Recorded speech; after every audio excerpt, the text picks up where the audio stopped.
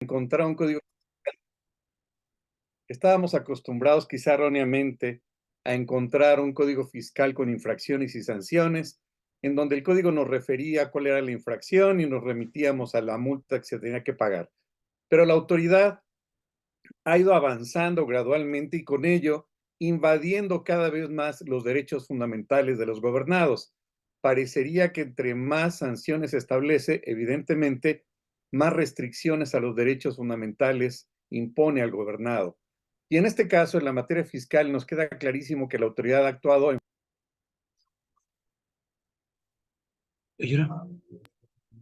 ¿Me escuchan ahí bien? ¿Me escuchan bien? Sí. Sí, ya se escucha, se Viol- cortó. Ahí sí, ahí sí. Violentando, por supuesto, los derechos fundamentales. Y hay que dejar puntualmente y muy claro. Entonces, ¿por qué me dice que quedó relevado? Porque ahí el...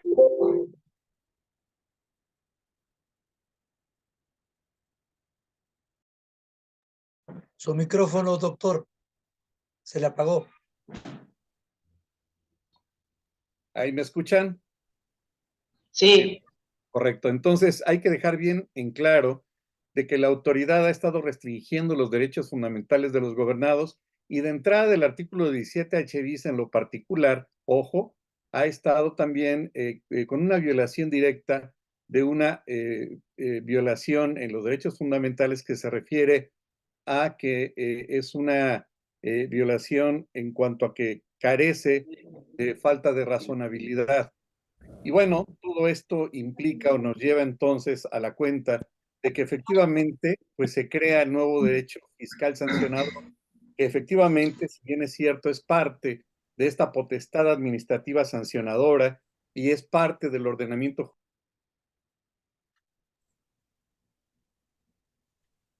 Ay, Dios, se está cortando el audio, ¿verdad? Sí, se le bloquea su micrófono, doctor. A ver, vamos a arreglar esto. Ok, espero que ahí se arregle.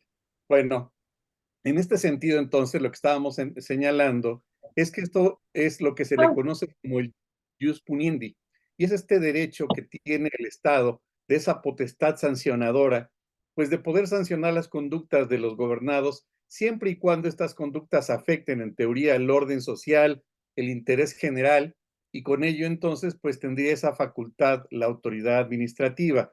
El Estado, entonces, contaría con estas facultades discrecionales para imponer sanciones administrativas en protección del interés público y en proporción del buen funcionamiento del servicio público. Pero ojo, hay que señalar puntualmente que particularmente la restricción temporal de certificados de sellos digitales viola el principio de proporcionalidad y razonabilidad. Desde este momento lo señalamos porque esto implica evidentemente que la autoridad legislativa, desde el momento en que llevó a cabo la elaboración de esta reforma, no tomó en consideración todos los elementos previos que se pudieron haber regulado o establecido antes de la restricción de los certificados de sellos digitales. Y un punto importante, esencial, básico, que no hay que perder de vista, es que el antecedente en 2019 es una tesis aislada, que ya les daré el número un ratito más, en la que se establece que, recuerden que antes de que se llevara a cabo la reforma de 2020 en la creación del 17H bis, la autoridad cancelaba los certificados de sellos digitales y después ya le daba la oportunidad al contribuyente. Esta tesis precisamente establece un precedente interesantísimo que yo considero, salvo su mejor opinión, que sigue estando vigente. Es decir, establecía o señalaba de manera puntual y de manera categórica que cómo la autoridad iba a poderle restringir temporalmente los certificados de sellos digitales al contribuyente. Si quieren apuntarla, es la tesis 4 romano, punto primero, punto A mayúscula, punto 52A de la 10ª época, y establece o establecía suspensión. Es procedente concederla contra la cancelación del sello digital que sirve para la expedición de comprobantes fiscales. De lo contrario, se paralizaría la actividad comercial de la empresa y se afectaría la recaudación de la hacienda pública. Y en su parte esencial, esta tesis establece un argumento que, ojo, sigue siendo vigente, por lo menos en los argumentos que hemos utilizado en materia de amparo y que hoy les vamos a decir cómo se impugna, y establece entonces que ese perjuicio que le causa al contribuyente, aquí en referencia a la cancelación, resentiría al particular y produciría efectos de difícil o imposible reparación, no susceptibles de resarcirse con la sentencia que se dicte en juicio principal, ojo, ya que durante el tiempo de la cancelación el gobernado queda imposibilitado de expedir facturas y por tanto inhabilitado para realizar su actividad comercial, lo que pone en riesgo la viabilidad y sustentabilidad de la empresa, pues al dejarse sin efecto los sellos digitales, se constituye un obstáculo para generar y obtener riqueza que va incluso en detrimento de la recaudación a favor de la hacienda pública. Y con esta última parte, que es la cereza en el postre, pues se cierra de una forma excelente la argumentación. Y finaliza esta tesis, pues esta se obtiene mayormente de la utilidad o renta, es decir, de no concederse la suspensión, se impide recaudar el gasto público conforme a lo previsto en la fracción cuarta del 31 constitucional, lo que vulneraría el orden público. En todo este punto, entonces, a lo que queremos llegar es que efectivamente la autoridad en 2020 cambia la escena y de una forma maquiavélica, pues establece un procedimiento previo que en principio restringe los sellos digitales, pero le da, entre comillas, la oportunidad al contribuyente para que manifieste lo que a su derecho convenga. Y es aquí donde viene esta trampa y es en donde vamos a desentrañar en dónde está el fondo y les vamos a obsequiar el know-how, valga la expresión, de las resoluciones que afortunadamente hemos tenido a favor y que podríamos señalar como un buen precedente y que va a constituir, por supuesto, cosa juzgada refleja, que evidentemente, como ustedes saben, la cosa juzgada refleja pues, va a ser un precedente que pueden ofrecer como prueba. Si pueden apagar su... por favor.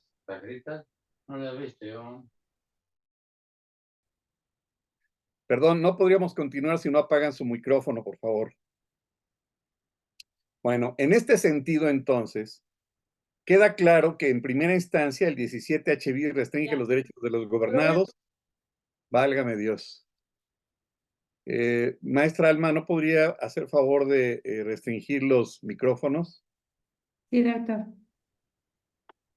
En este sentido, entonces, vean, los puntos son los siguientes. Primero, falta de proporcionalidad y razonabilidad. Segundo, restricción de los derechos fundamentales del gobernado. Siguiente punto, la autoridad establece entonces un procedimiento previo para que, si bien es cierto, le restringen, entre comillas, temporalmente los certificados, el contribuyente tiene que aclararlo dentro de los 10 días. Y aquí viene la clave, uno de los puntos clave. La autoridad tendría que levantar la restricción temporal a las 24 horas siempre y cuando el contribuyente lleve a cabo la aclaración. Pero fíjense qué interesante, la autoridad solita se puso en jaque mate. Y en pocas palabras tenemos dos escenarios de impugnación. El artículo 16, fracción 24 del reglamento interior del SAT no contempla la facultad de la restricción temporal de certificados de sellos digitales. Ahí hay una violación directa en materia de amparo contra leyes contra el primer acto de aplicación, en el sentido de que la autoridad carece de facultades legales para poder restringir temporalmente, ya que el reglamento interior tan solo establece la restricción de los certificados de sellos digitales, pero no establece la restricción temporal. En ese contexto, entonces, si no existe la restricción temporal, la autoridad carece de esa facultad. Pero ojo, si ustedes impugnan el primer acto de aplicación y se van al amparo en los términos que acabamos de señalar, lo más probable es que se lo vayan a sobreseer. Entonces, ¿qué hay que hacer? Iniciar el procedimiento de aclaración y con eso llevar a cabo el primer acto de impugnación como amparo heteroaplicativo por la violación al principio de seguridad jurídica y certeza jurídica, ya que el reglamento interior del SAT, artículo 16, fracción 24, no contempla esa facultad. Ese sería un primer escenario de impugnación. ¿Cuál es el fondo del asunto esencial? Que la autoridad no tiene esa facultad Y aquí en este contexto se violaría de manera directa y flagrante el principio de legalidad, puesto que la autoridad solamente puede llevar a cabo aquellos actos que la ley le previene, le otorga, le confiere. Sin embargo, tenemos otro escenario más convincente y que es el que a últimas fechas hemos aplicado y que les estamos obsequiando en esta primera reunión de grupo de estudio y que espero y deseo que así sea, tengan el mismo éxito que hemos obtenido. ¿Cuál es este know-how? La autoridad se puso en jaque, la autoridad se dio un plomazo en un balazo en el pie, porque ella misma en el procedimiento de aclaración, recordarán ustedes, pues establece que dentro de ese famoso procedimiento, el particular tiene que llevar a cabo o tendría que agotar más bien, si incurrió por supuesto en cualquiera de los escenarios, pues este procedimiento de aclaración. ¿En qué consiste? Pues la autoridad le notifica al contribuyente, tiene 40 días hábiles para llevar a cabo el procedimiento de aclaración y si lleva a cabo el procedimiento de aclaración tendría, fíjense qué bonito, la posibilidad de presentar pruebas y argumentos ante la autoridad, ya sea para subsanar las irregularidades o desvirtuar las causas que motivaron la restricción temporal de los certificados sellos digitales.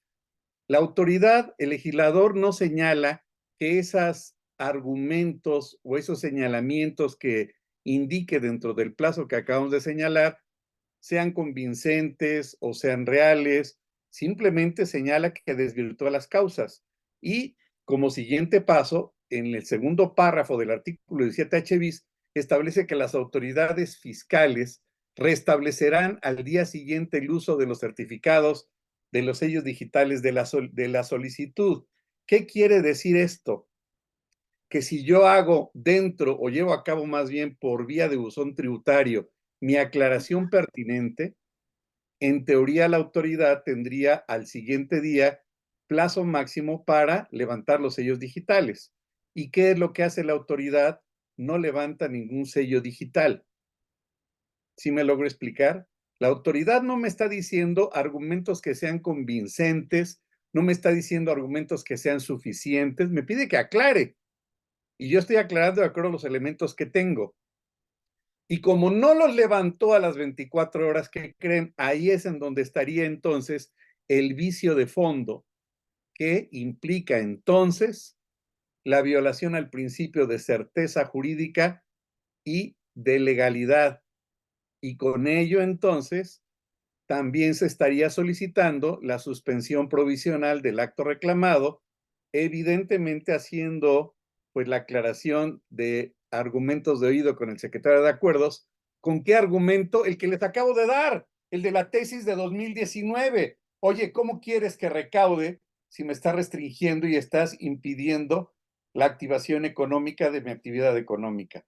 Y dirían ustedes, sí, pero ya existe una tesis de jurisprudencia que establece que no afecta el artículo 5º, que no afecta, sí, pero yo no me estoy refiriendo al artículo 5º, me estoy refiriendo al hecho de que yo llevé a cabo la aclaración, tú tenías 24 horas para haber llevado a cabo eso y tampoco lo hiciste.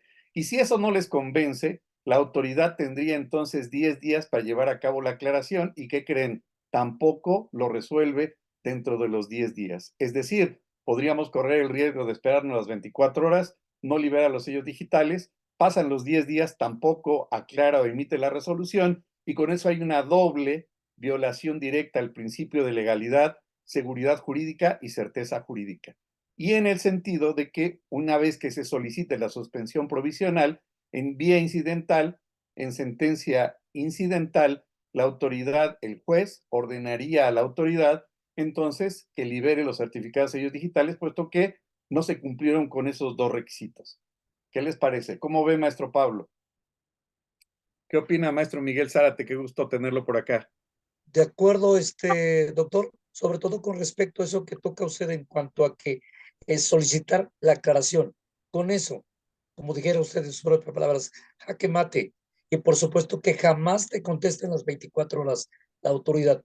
A veces pasan hasta 15 días para que te respondan. La Así autoridad es.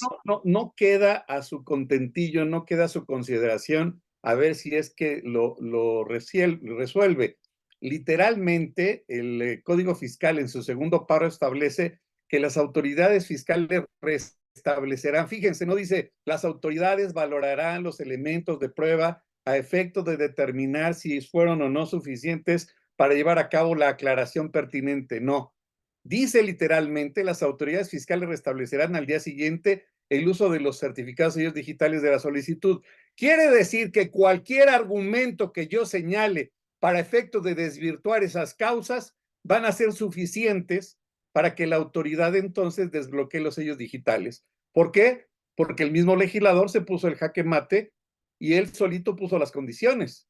Y con ello entonces, si no contesta a las 24 horas o si no resuelve a los 10 días, está violando de manera directa el principio de legalidad, seguridad jurídica y certeza jurídica, y sí le pueden ofrecer a su cliente, pues que contra la suspensión provisional se proceda a la liberación. ¿Qué les parece?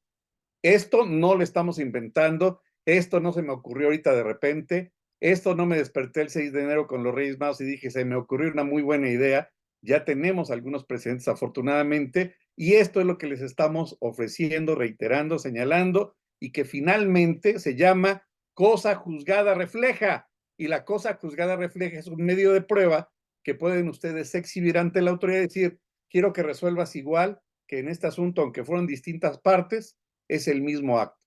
¿Qué les parece? ¿Qué opina, maestro Joel? Pues muy certero, maestro, la verdad, como lo dice, ¿no? Es un jaque mate ahí el término. O sea, el código no establece qué tipo de contestación, como bien lo comenta, o sea, es dar la aclaración qué es lo que sucedió, que vaya acorde al tema y desde luego no esperar a ver cuándo resuelve, ¿no? O sea, ya está juzgada esa situación. Definitivamente es muy positivo, maestro. Entonces, así es, maestro Joel. Entonces, la autoridad solita, el legislador, fíjense, ofrezco pruebas, ofrezco argumentos. Quizá no estoy subsanando las irregularidades, pero sí estoy señalando argumentos que a mi buen saber y entender están pretendiendo desvirtuar las causas. Quizá no sean suficientes, pero el segundo párrafo establece literalmente que las autoridades fiscales al día siguiente restablecerán el uso de estos certificados. Y de pilón, como bien señalaba, la autoridad tiene 10 días para resolver la aclaración. Lo que en la práctica sucede es que argumente lo que argumente el contribuyente dentro de estos 40 días, la autoridad no le libera las 24 horas. Y peor, las autoridades tampoco resuelven la aclaración a los 10 días. Ya estoy en una conferencia. Vele a pagar. Apaguen su micrófono. Su micrófono, doctor.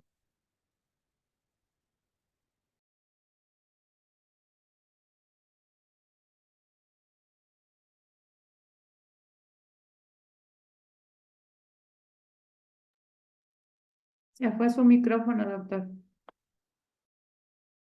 No sé por qué. Adelante, maestro Pablo. Sí, gracias, perdón.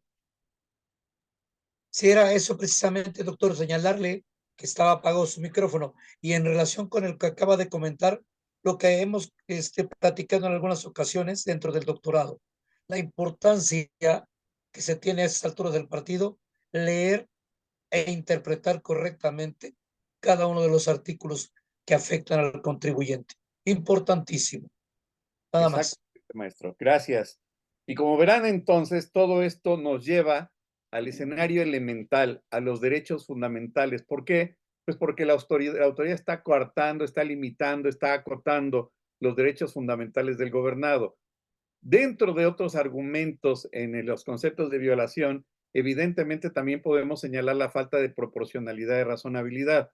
¿Por qué? Porque la autoridad debió haber agotado otros medios antes de restringir los certificados sellos digitales, antes de llegar a la restricción de derechos y de derechos fundamentales y no lo hizo. Pero independientemente de ello, la clave también está en que pues hay que ver cómo está de ordenada o no la casa, porque también no podríamos señalar pues que todos los contribuyentes son blancas palomitas y están cumpliendo al día y demás. Y aquí quedaría pues la metáfora de Leonardo da Vinci, que cuando le encargó el rey Ludovico llevar a cabo la elaboración de armas de guerra y alguien le cuestionó, oye, con esas armas van a matar a miles de personas, él se limitó a señalar,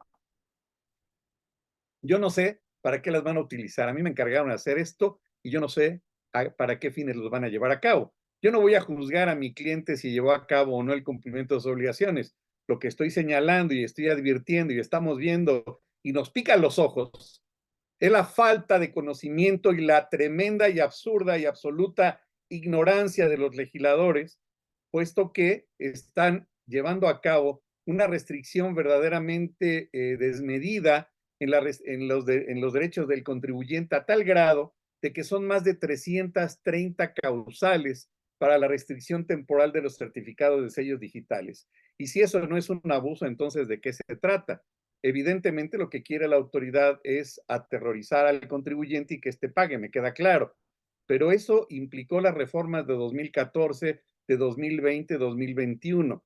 Sin embargo, la falta de técnica jurídica lleva a la autoridad efectivamente a que lleve a cabo una reforma de Frankenstein y en este contexto pues esté infestado de esta serie de irregularidades que al final del día, viéndolo con lupa y como lo estamos analizando, pues deja en pleno y absoluto estado de indefensión al contribuyente. Y dicho sea de paso, ha estado de moda que la autoridad establezca en criterios no vinculantes o no vinculativos medidas restrictivas que cree considerar que van en la misma sintonía o en el mismo nivel que las normas jurídicas, es decir, aquellos contribuyentes que lo sacan del régimen de confianza del reciclo famoso, fundándose solamente en un criterio, la autoridad no puede ir más allá de lo que establece la norma, incluso en reglas de carácter general, y si lo hiciere, pues violenta el principio de supremacía de ley.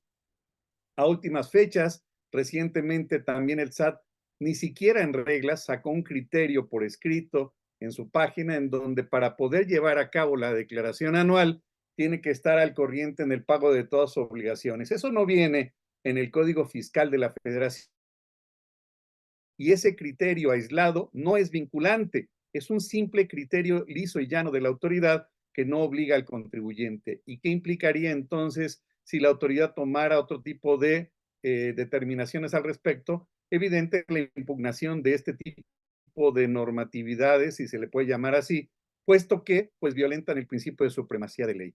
A mayor abundamiento, también hay que señalar de manera enfática que es a partir de esta administración en este neopopulismo punitivo fiscal que yo le llamo, que es la primera vez que se crean las reglas de carácter general anticipadas, que al final del día no es más que llamar la atención o distraer la atención del contribuyente para que éste se aboque al estudio de cursos y finalmente emitan otras reglas de carácter general que lo vuelvan a meter al estudio y que lo distraigan de nueva cuenta. Pero en el contexto claro y a lo que estamos aquí, pues es el hecho de que la famosa restricción temporal de certificados sellos digitales, pues adolece de muchos vicios, como ya lo hemos señalado. Primero, no existe la facultad en el reglamento interior, artículo 16, fracción 24, no existe la restricción temporal. El juez, la autoridad no puede subsanar diciendo es que lo que quiso decir el legislador no. Aquí aplica el principio de estricto derecho, sujeto, objeto, base, tasa o tarifa. ¿Cuál es el elemento? El objeto. Y no se refiere de manera exacta, literal, a la restricción temporal. Falta la palabra de temporalidad. Y por ese simple hecho, no existe entonces en la ley, en la norma, la competencia de la autoridad para esos efectos, lo que implica una violación directa al principio de legalidad. Sin embargo, como ya lo habíamos comentado, pues hemos probado mayor suerte o hemos tenido mayor éxito en el sentido de que se lleva a cabo la aclaración pertinente que corresponda.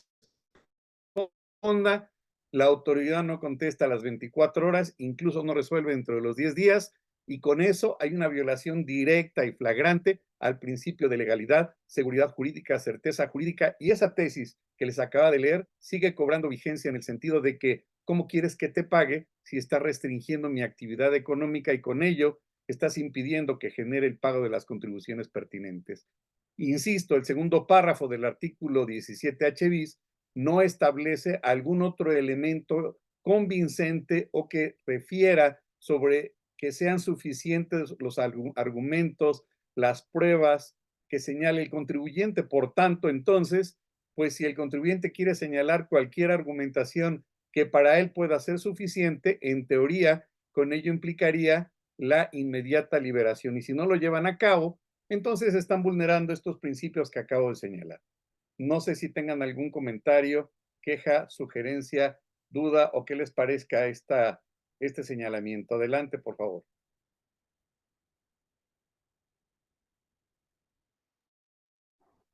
Doctor, buenas noches. Hola, maestro Miguel, qué gusto verlo.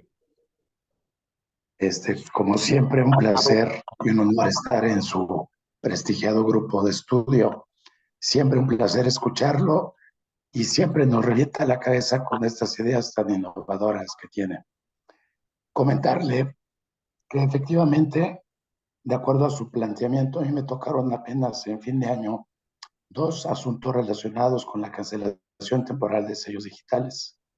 Uno en Querétaro, que nos dio tiempo a solventarlo a través del procedimiento normal, pero uno exactamente el día último de diciembre en Tlaxcala, y ya era difícil de solventarlo. Entonces yo planteaba esta situación de irse a través de un medio de defensa, pero al ver los términos tan grandes, pues no le conviene al contribuyente, ¿verdad? Y a través de esta plática que usted nos presenta, la verdad, es muy innovador. Recuerdo, a manera de ejemplo, las cartas de invitación que mandaba el SAT por correo certificado cuando te decía en tus depósitos aparecen tales depósitos en efectivo, tantas transferencias y debes a cargo tal impuesto. Y que bastaba únicamente ingresar a la plataforma del SAT, hacer la aclaración pertinente y ahí quedaba el asunto. Me imagino que a manera de equiparación sería algo similar, puesto que no me establece, como usted bien lo refiere, a que tenga que probar y justificar los dichos o los hechos que estoy afirmando, ¿verdad? Tiene toda la razón, maestro. Y es que precisamente por eso dije o señalé que la misma autoridad se dio un balazo en el pie, porque establece que el contribuyente, digamos que puede haber dos vertientes, que no ofrezca nada, que no conteste, o que sí inicie el procedimiento de aclaración, ofrezca las pruebas, subsane las irregularidades, porque da las opciones. Fíjese, como bien señalaban, para entender el derecho fiscal hay que saber leer. Y la primera opción es que subsane irregularidades o que desvirtúe las causas que motivaron. ¿Y qué creen? ¿Qué sucedería si yo señalo como elemento argumentativo para desvirtuar esas causas? Pues que la autoridad carece de facultades en términos del 16, fracción 24. ¿Es un argumento? Sí. ¿Es mi punto de vista? Sí. Con ese argumento sería suficiente para que la autoridad al día siguiente desbloqueara los certificados de sellos digitales, porque la ley no me dice que sean argumentos suficientes, que sean pruebas para acreditar la materialidad, que la autoridad valorará las pruebas y en las 24 horas los va a liberar. No. ¿Qué voy a decir? Pues no estoy de acuerdo por esta situación, gracias, libérame. Ahora es cierto también, ojo, yo no voy a decir que también ya en este escenario, dependiendo de cómo esté ordenada la casa, pues muy probablemente deban de tener un plan B, como dicen por ahí, para efecto de únicamente acabar de liquidar las operaciones y tener la empresa B y continuar con las operaciones. Yo no voy a decir eso, ¿verdad? ¿Por qué? Pues sería lo más convincente, porque ¿qué limita, a menos que conozcan a Madame Sassou, pues que la autoridad al otro día o la siguiente semana vuelva a emitir el acto? ¿Será un non bis in idem? Sí, hay responsabilidad de la autoridad, sí, pero en lo que lo resarcen y demás, la autoridad podría llevar a cabo ese acto. Entonces, pues ahí tendrían la otra opción de decirle, mira, en lo que son peras manzanas, tú constituye tu otra sociedad, toma el relevo y con esta acaba de pagar las deudas, ¿correcto?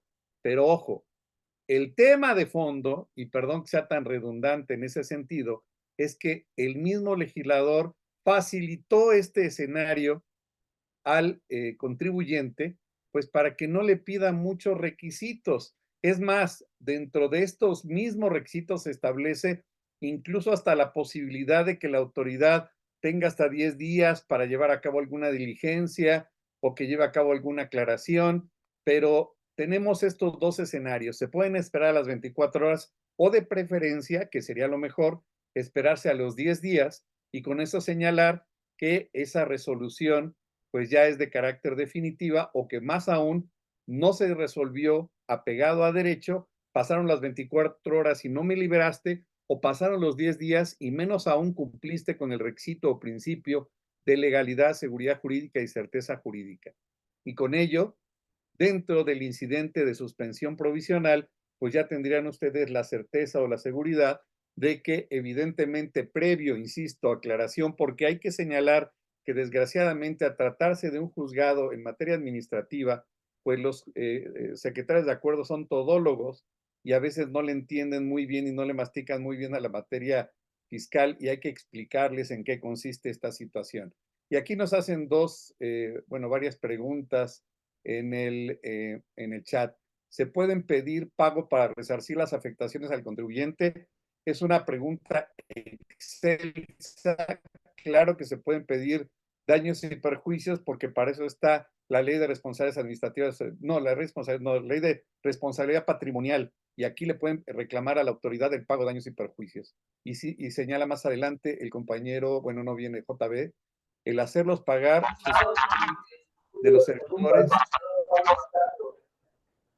dice, el hacerlos pagar de sus acciones de los servidores es lo que detendrá a estas distracciones que tienen costos altos al contribuyente. Así tendremos actos certeros para la recaudación y no solo recaudar pagos por el contribuyente, son asesores correctamente. Y luego, Leonardo Levy, que le agradezco la pregunta, dice, el 10 de enero de este año 2024, un contribuyente del SAT restringió los certificados sellos digitales por diferencias de los pagos, retenciones de ICR derivado de nóminas por los meses 2018. También es ilegal porque dichas diferencias se refieren a contribuciones, son pagos definitivos que ya prescribieron todas que son del ejercicio claro. Es factible que también la resolución se puedan ir al juicio de nulidad. Pero fíjense, aquí el escenario que estamos señalando, y con todo gusto ahorita le doy la palabra al querido colega Paulo Pascasio, qué gusto verlo. Lo que estamos planteando son medidas emergentes para acciones emergentes por situaciones urgentes, valga la redundancia. ¿Por qué? Porque el cliente, yo le puedo hacer una demanda de nulidad preciosa y se va a durar un año, ¿y qué empresa va a esperarse un año a que le liberemos las cuentas de certificados? Entonces, con la suspensión provisional se va a liberar, pero insisto, una vez presentada, yo me he acercado al secretario de acuerdo, le explico porque a veces no entienden bien este escenario y decirle, oye, dependen 200 familias, yo ya cumplí, la autoridad no me respondió en 24 horas y esa es una responsabilidad directa de parte de la autoridad. Eso se los puedo apostar, lo van a entender perfectamente. Ahora sí, maestro Pascasio, adelante, por favor, buenas noches.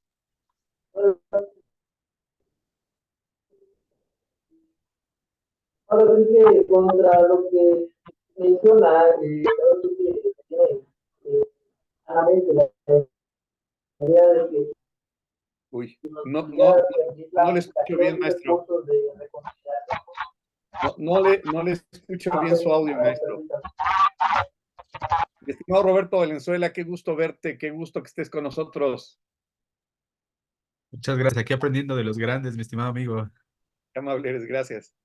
Maestro Paulo, no se oye bien su audio. Si lo puedes escribir, si eres tan amable.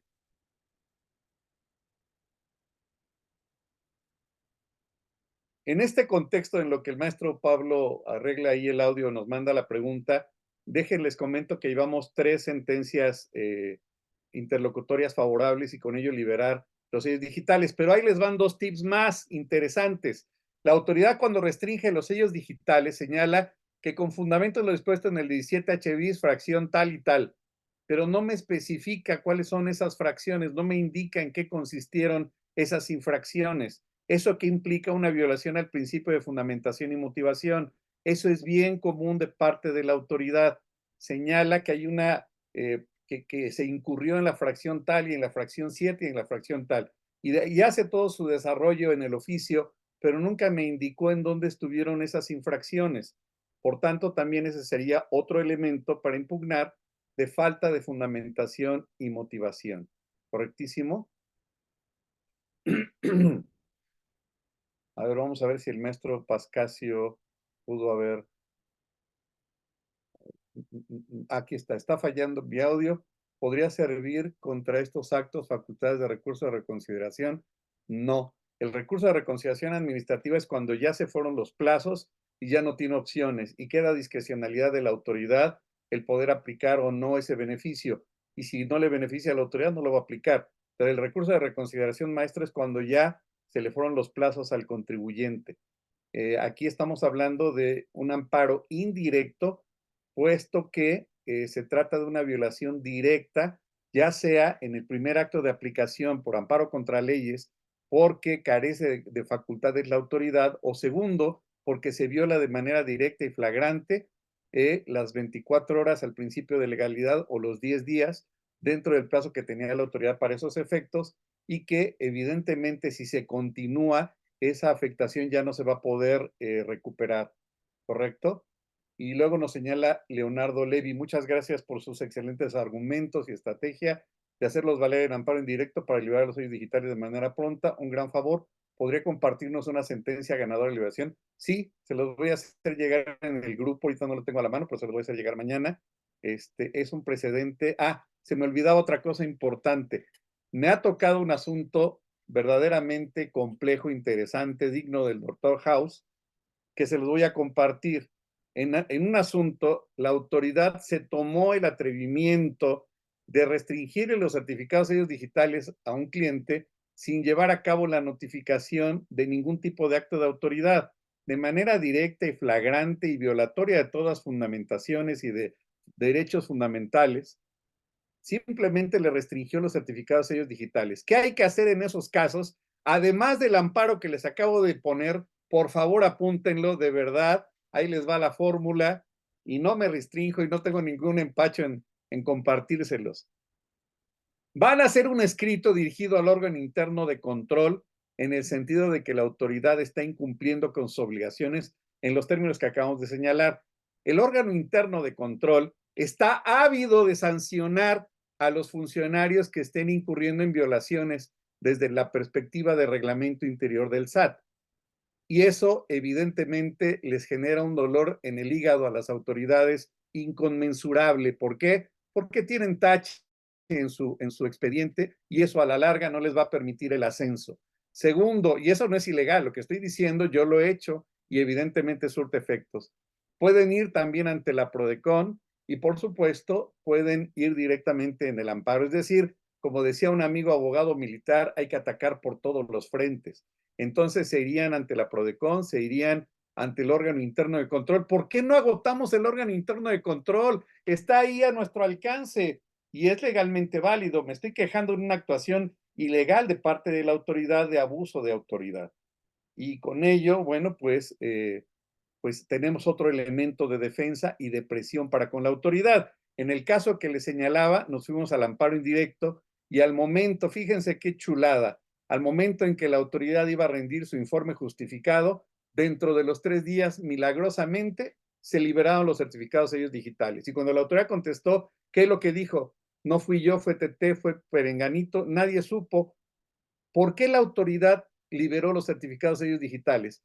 Porque si hubiera contestado y se hubieran echado la culpa entre ellos, hubieran caído en responsabilidad directa. ¿Y eso qué implica? Destitución del funcionario público. ¿Qué les parece? ¿Cómo ves, maestro Roberto? Pues muy puntual, amigo. Pues la verdad es que muy útil y hay cuestiones que de repente son tan evidentes que pareciera que no son alcanzables, ¿no? Que no son reales. Y bueno, pues en tu caso hemos platicado de manera personal, pues ahí traes muchas tablas con, con estos asuntos, ¿no? Y pues hay que explotarlo, hay que explotar todas estas cuestiones, que totalmente estoy de acuerdo, con lo que mencionas. Gracias, amigo. Pues de eso se trata, no nos guardamos nada y se trata de compartirlo y si me ha servido a mí, les va a servir a ustedes. Y pues hay veces que nosotros nos limitamos y como en el escenario que estábamos comentando hace ratito, gracias, maestro Roberto, pues el texto de la ley no es tan complejo, dice la autoridad fiscal restablecerá. Oye, ¿qué argumento diste? Pues yo argumenté que el 16, fracción 24 no es suficiente y con eso no me puede restringir. Con ese argumento bastaría, sí, porque la autoridad no me está diciendo que sean argumentos suficientes, no me están señalando que sean argumentos convincentes, no me está señalando que quedará su valoración, me está diciendo que por gravedad se van a liberar, punto.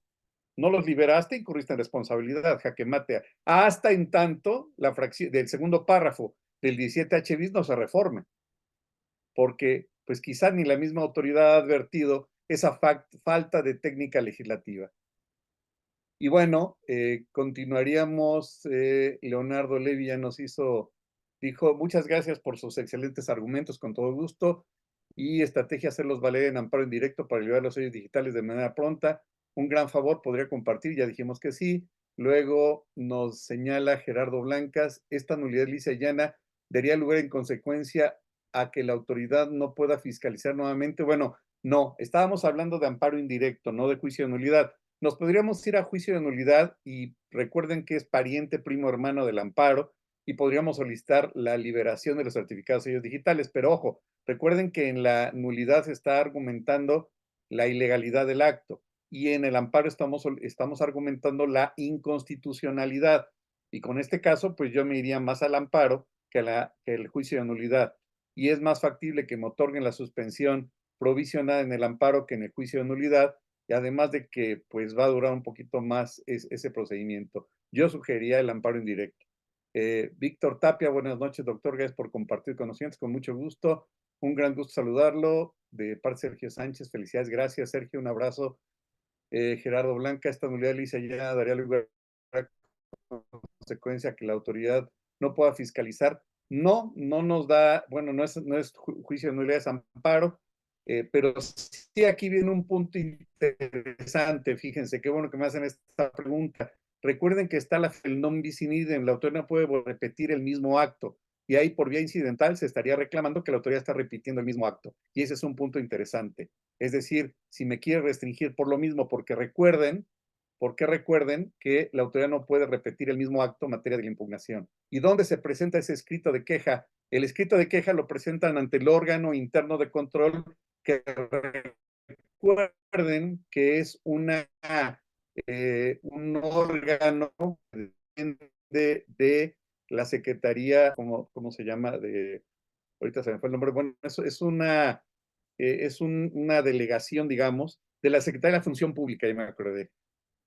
Es una delegación de la Secretaría de Función Pública que está dentro de las mismas oficinas del SAT en cada administración desconcentrada. Entonces, ustedes presentan su escrito. Les voy a comentar un escenario que a mí me sucedió hace algunos años, en otro caso concreto, en donde a un cliente le habían embargado sus cuentas bancarias personales. Y recuerden que acorde con el 75 del Código Fiscal, las cuentas bancarias no pueden embargarse cuando son de nómina.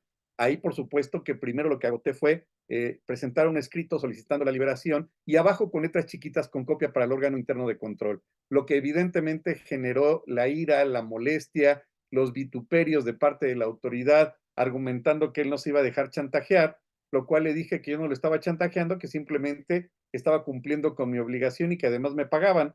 Y en ese contexto, bueno, pues la autoridad se enfureció, se molestó y a los 3 días liberó la cuenta. ¿Qué otra opción tendrían en el amparo en contra de embargo de cuentas bancarias?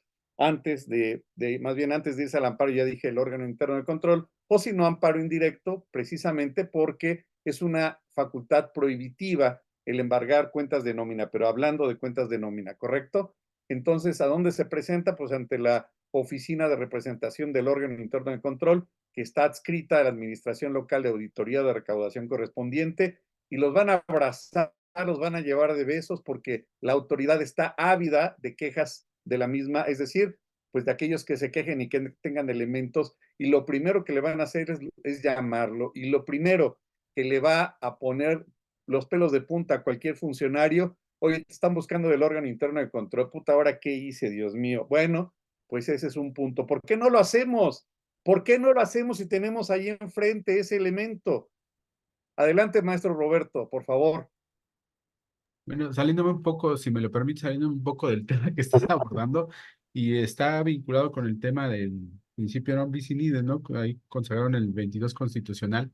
Fíjate que me llama la atención porque recientemente nos notificaron una sentencia derivada de un presunto Edo, en el cual llevamos todo el proceso desde la presentación del escrito de manifestaciones, exhibición de pruebas, procedimiento de pruebas, recurso de revocación, juicio de nulidad, y en juicio de nulidad nos nos conceden a la nulidad lisa y llana, pero curiosamente hay un párrafo de énfasis que dice esta resolución se deja a salvo las facultades de la autoridad para que en ejercicio de las atribuciones que le confiere el artículo 42 del Código Fiscal de la Federación pueda llevar a cabo un procedimiento adicional. No obstante que se trata de procedimientos distintos, porque estamos hablando de, primero, el procedimiento del 69 para el Edo, al final estaría revisando los mismos hechos. A mi juicio, en caso de que se ejercieran facultades de comprobación, pues sería violatorio de ese 22 constitucional. ¿Cuál es tu opinión respecto de ese punto? Muy buena pregunta, mi estimado Roberto. Yo me iría un poquito más al antecedente. Y fíjate, yo siempre he señalado en mis cursos que el Edo es el contribuyente más olvidado del SAT. Es como aquella película de Tom Hanks en donde este cuate que se convierte en náufrago y se queda en una isla desierta, ¿te acuerdas? Sí. Bueno, pues así está el Edo. ¿Por qué? Porque el legislador consideró afortunadamente, y hay que apuntarlo, pues que según el legislador, en una operación de compraventa de bienes o servicios, según el legislador, son dos operaciones distintas. Muy probablemente sí, en un universo alterno de Marvel, pero no en México. ¿Por qué? Porque en una operación, tú como experto en materia de contratos, estimado amigo, pues sabes que se lleva a cabo en una sola operación. Pero el legislador, afortunadamente y gracias a los dioses del Olimpo, consideraron que se tenía que llevar a cabo en dos procedimientos distintos. Y en el primero notifican al EFO o a la presunta EFO, porque resulta que es mujer, ¿verdad? Porque es la empresa que factura operaciones simuladas, y cumple curiosamente con todos los requisitos de legalidad. Se le notifica en términos del 134 fracción primera, que es todo el requisito de legalidad, porque el diario oficial y la página del SAT existen en el 134. Esas no son notificaciones de pegar hecho, porque en el sistema jurídico mexicano en materia fiscal, en tratándose de notificaciones, el 134 todavía no se reforma. Entonces fue un invento de alguien tal vez desde un palacio muy creativo, inventando el diario oficial y la página del SAT, que al día de hoy no existen como medios de notificación. El punto a favor, estimado maestro, es que el Edo nunca es debidamente notificado, porque si te acuerdas, se entera de rebote. Por tanto, las reglas 1.4 y 1.5 son extremada y soberbiamente inconstitucionales, puesto que las reglas de carácter general no pueden ir más allá en cuanto a un procedimiento establecido en reglas, pero que no viene en el Código Fiscal de la Federación. Por tanto, per se, la notificación que se le lleve a cabo al Edo, por su propia y especial naturaleza desde un principio en la demanda de nulidad, puede señalar que es ilegal y por tanto es improcedente. Ha habido varios precedentes de parte del Tribunal Federal de Justicia Administrativa en este sentido y por tanto no podría llevarse a cabo el inicio del 69B contra el Edo, y si la autoridad osara iniciar el procedimiento de facultades de comprobación, en el mejor de los casos, bueno, se podría señalar en non bis in idem, pero por otro lado, afortunadamente existe tesis de jurisprudencia que establece que el Edo en facultades de comprobación puede exhibir las pruebas. Es decir, el Edo prácticamente tiene dos momentos para defenderse. Esa sería mi postura, estimado amigo. Muchas gracias, muy puntual. Gracias, amigo. Y bueno, nos señalan, también nos preguntan, buenas noches, doctor Raúl, ¿qué sucede si no conceden la suspensión provisional ni la definitiva en el amparo y el SAT emite luego el oficio de contestación a la aclaración de juicio de nulidad? Y principalmente, ¿qué tan eficaz resulta la suspensión de dicho juicio de nulidad? Bueno, pues es eficaz en la medida en que se otorga la suspensión provisional. Hay más elementos para que se pueda otorgar la suspensión definitiva. Aquí hay que tener buena argumentación jurídica en los conceptos de violación. Y por otro lado, bueno, pues yo me inclino más al juicio de amparo que al juicio de nulidad, porque estamos señalando violaciones directas a la Constitución y que la autoridad no se apegó al principio de legalidad y que está dejando en estado de defensión no solo al contribuyente, sino a las 300 familias que dependen de del contribuyente, ¿no? Y en este sentido, ¿qué tan eficiente resulta juicio de nulidad y principalmente la suspensión? Bueno, pues por lo menos en lo que se lleva a cabo el otorgamiento de la suspensión provisional, pues se podrían llevar a cabo las operaciones para el cobro de todas las facturas pendientes, en lo que ya tienen el plan B, que quizá esa pudiera ser la solución a la gran mayoría de los problemas de empresas que están en ese contexto. Pero la clave está en llevar a cabo el procedimiento de aclaración. Pueden esperarse los 10 días o no, pero la autoridad tiene que liberar, y como no le está llevando a cabo, ahí está el tema, ¿correcto? Luego nos pregunta Gerardo Blancas, ¿esta nulidad lisa y llana dará lugar a consecuencia de que la autoridad lo pueda fiscalizar? Ya lo habíamos aclarado. Como siempre, un deleite escuchar el oro molido. Muchas gracias, compañera Jennifer.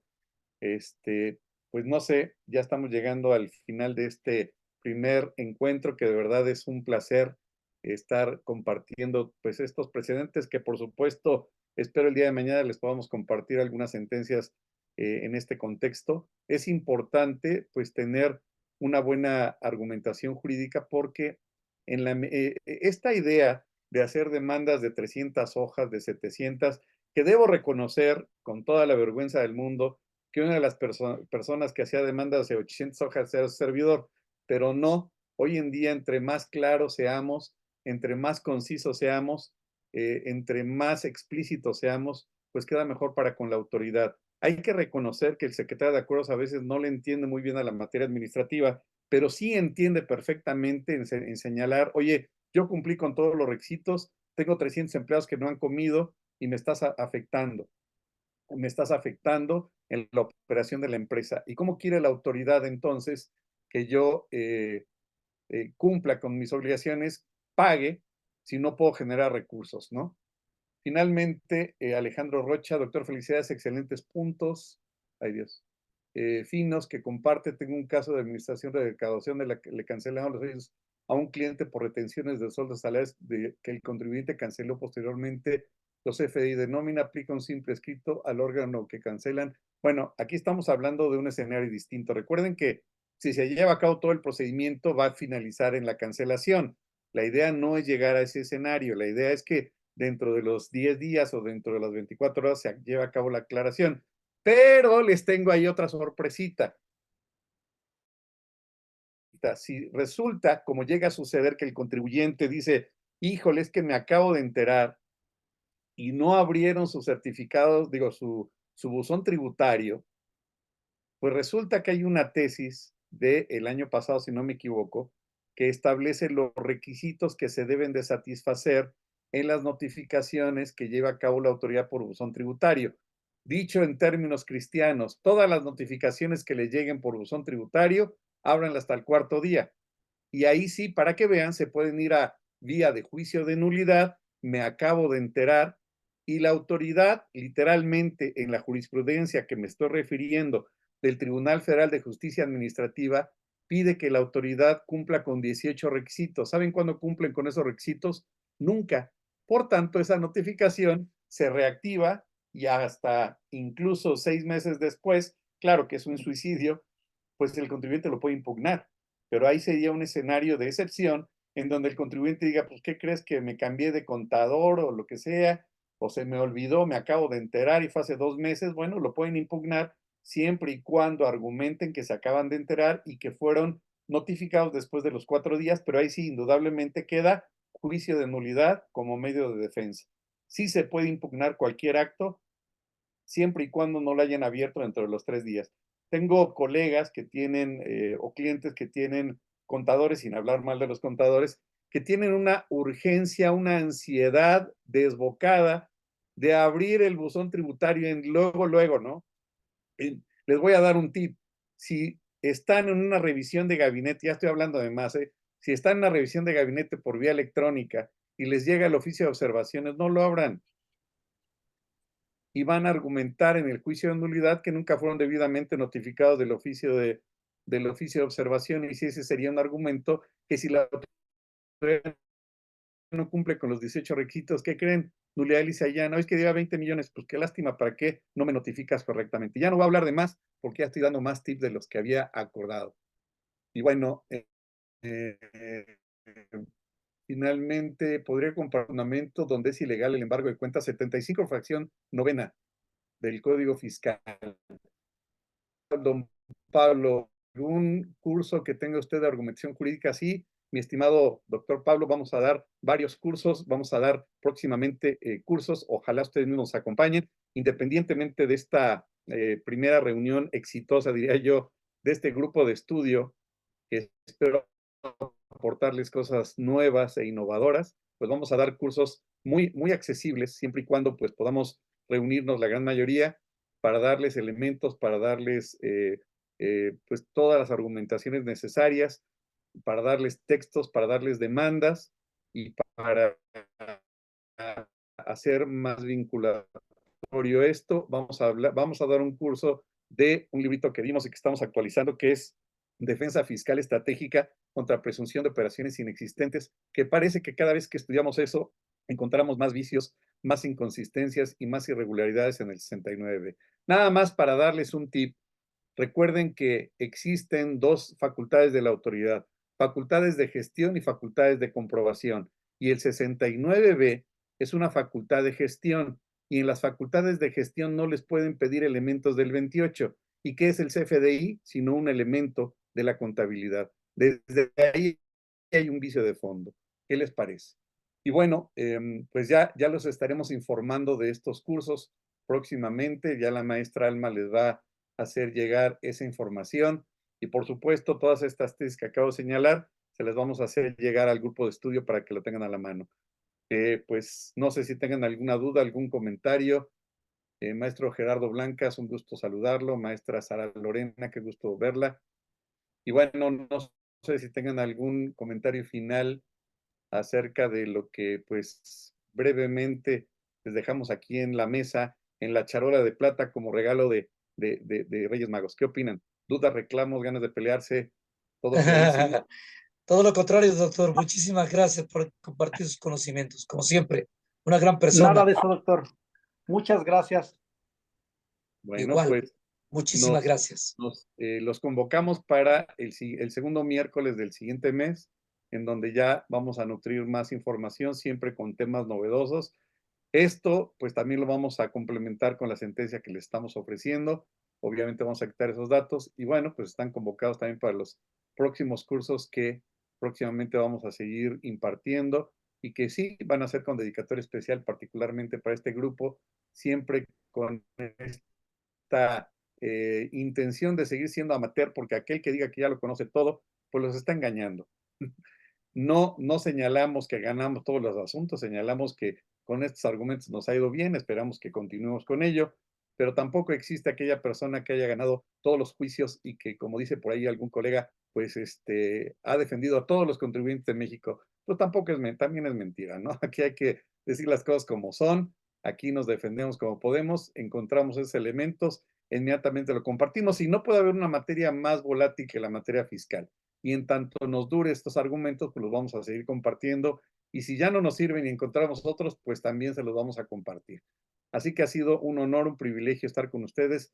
Gracias por su tiempo y pues espero nos acompañen en los siguientes cursos y particularmente pues en la siguiente sesión de grupo de estudio que será el segundo miércoles de cada mes y en este caso pues para el mes de febrero.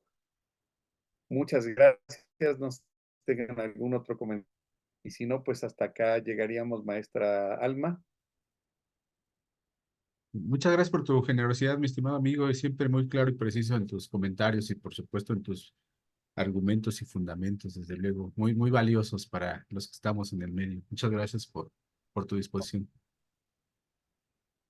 Gracias, maestro. Yo aprendo muchísimo de ti. Tenemos ahí varios puntos pendientes, mi estimado Roberto. Esperamos poderlos analizar en un desayuno en algún momento. Será un gusto cuando dispongas. Claro.